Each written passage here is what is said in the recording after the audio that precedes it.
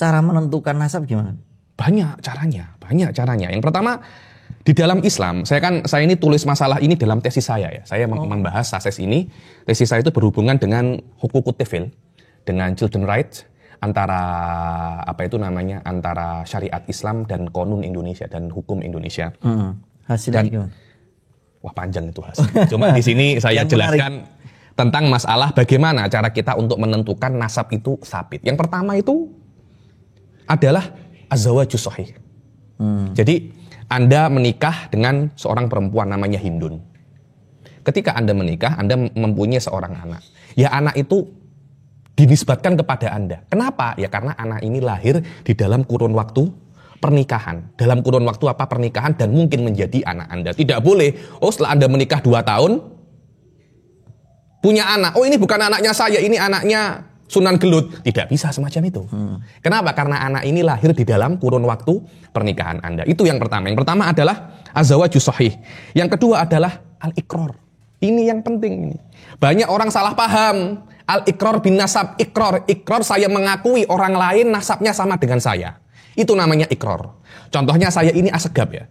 Ali Zainal Abidin bin Muhammad Bakir Assegaf. Saya mengakui Anda saudara saya. Sof tengok. Anda saudara saya. Maknanya Anda siapa? Mundir bin Abdul Jamal. Salah. Nama Anda Mundir bin Bagir Assegaf. Jadi saya diperbolehkan untuk mengakui orang lain nasabnya sama dengan saya atau dia anak saya dengan syarat-syarat tertentu. Di dalam minhaj ada bab khas namanya al-iqrar bin nasab. Di babul iqrar Anda lihat.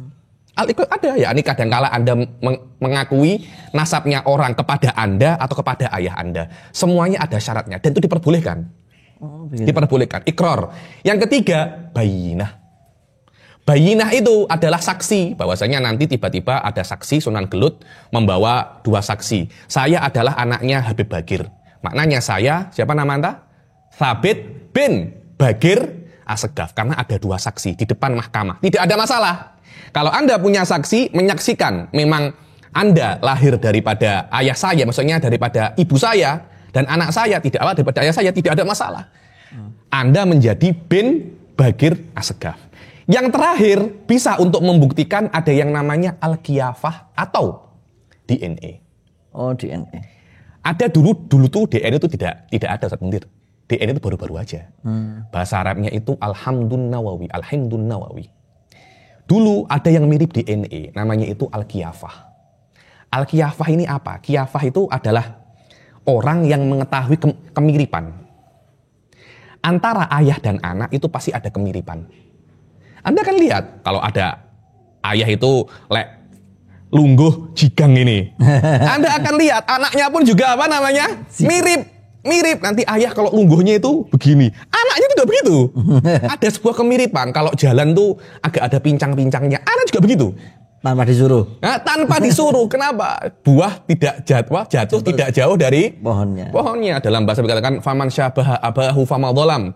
Yang mirip ayahnya tidak akan tersesat. Ya memang bapakmu kok ya mesti Anda mirip dengan dia. Pada saat itu tuh ada seorang sahabat namanya Zaid bin Harithah yang dulu dikenal dengan nama Zaid bin Muhammad itu.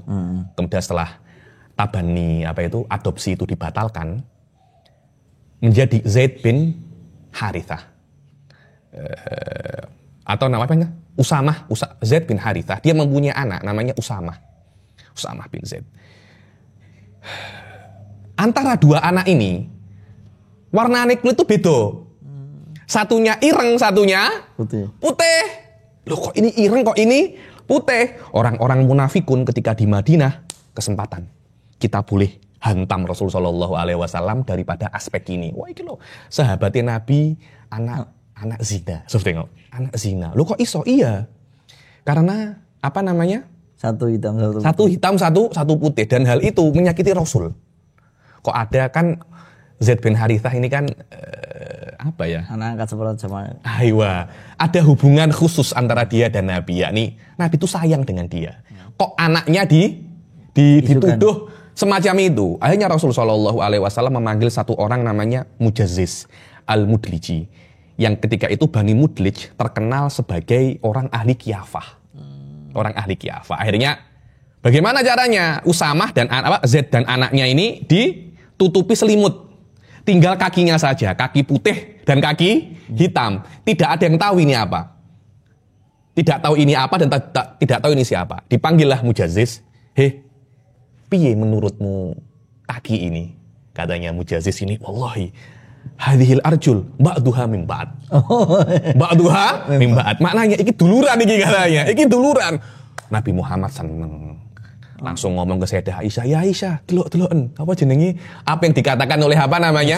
Mujaziz iku piye? Bahwasanya memang ada apa namanya? Ada kemiripan antara struktur dua kaki ini gitu loh. Ada dua kaki ini. Walaupun kulitnya ndak mirip, tapi strukturnya itu mirip.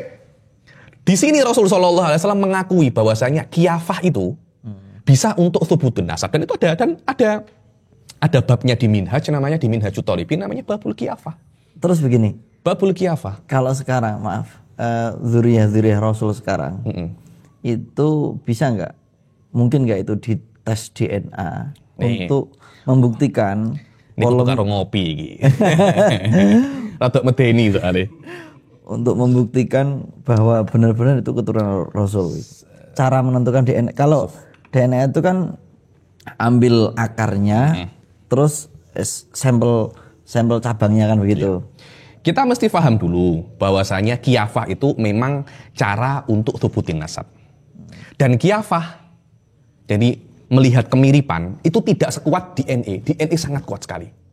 Lebih kuat daripada kiafah. Akan tetapi, yang nomor 4 ini, kan yang pertama kan zawaju sahih. Iqrar, kemudian syahadah. Bayinah atau syahadah. Sama saja, bayinah itu syahadah. Sama. Yang keempat adalah kiafah atau himdun nawawi atau DNA ini. Yang keempat ini adalah cara yang paling lemah daripada kaifiyatu thubutin nasab. Karena dia itu lemah, dia tidak bisa untuk digunakan untuk thubutin nasab kecuali fi halatin khosoh. Dalam konteks-konteks tertentu. Kapan itu? Jika tidak diketahui nasabnya ini siapa. Contohnya ada Sunan Gelut ini, Syekh Sabit Abil Fadl. Kita tidak mengetahui dia nasabnya siapa. Bin siapa kita tidak tahu. Dan itu masih masih kecil. Kemudian ada orang yang mengklaim Sabit adalah anak saya. Oh, ini adalah anak saya. Ketika itu ada dua orang yang mengklaim bahwasanya Sabit itu anaknya, satunya Abdul Khaliq, satunya Abdul Jabbar. Lah ini saling mengklaim. Ini Sabit bin Abdul Khaliq atau Sabit bin Abdul Jabbar dalam konteks ya. Kita tidak tahu siapa ayahnya. Kalau sudah tahu ayahnya siapa, loh, Sabit ini bin Hasan kok. Kemudian ada dua orang mengklaim ini adalah anak saya, tidak boleh. Apa keistimewaan dia kok sampai diklaim-klaim banyak orang itu? Wah, kita tanya, mungkin dia penjual Maduna gitu. Ketika orang itu nasabnya sudah ma'ruf, tidak boleh Anda menggunakan ini untuk mengganti nasab Anda. Jadi nasab Anda ada bin siapa? Abdul Jamal. Bin Abdul Jamal. Nasab ayah Anda sudah tahu, sudah ma'ruf Abdul Jamal. Semua orang tahu Anda itu Mundir bin Abdul Jamal. Anda iseng-iseng tes DNA kepada saya. Subhanallah, matching. Matching. Ini 100% sama. 100% sama. Apakah boleh Anda bertukar daripada bin Abdul Jamal menjadi bin Muhammad Bakir Assegaf? Apakah boleh semacam itu? Tidak boleh. Kenapa? Karena ada sesuatu yang lebih kuat. Apa? Zawaju sahih.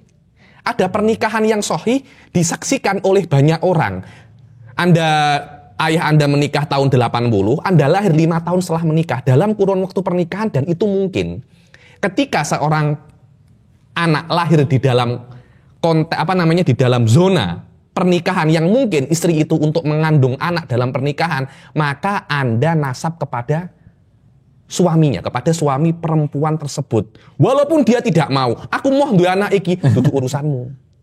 Karena Anda sudah menikah dengan ibu saya, dan saya lahir di dalam kurun pernikahan itu. Saya adalah anak Anda, walaupun Anda tidak mengakui. Itu yang namanya zawaju sahih, dan itu yang paling kuat.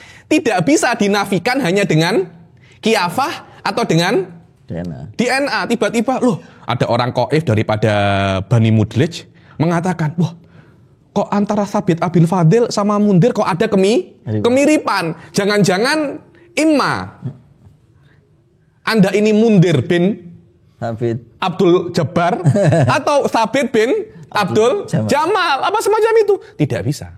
Kenapa? Karena sudah masyhur dari awal bapak Anda berbeda, bapak Anda juga berbeda, dan semua menyaksikan pernikahannya.